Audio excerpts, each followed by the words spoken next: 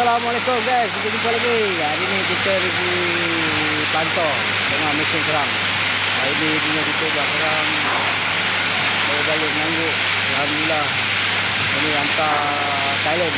Barang hantar Thailand. Tengok ada orang kerja.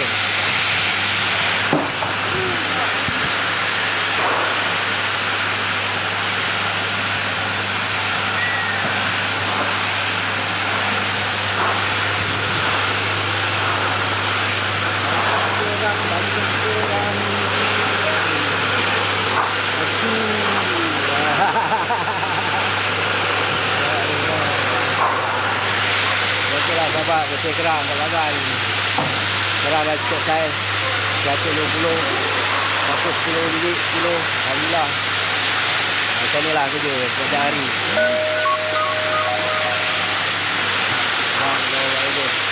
Ini hantar baik kerja.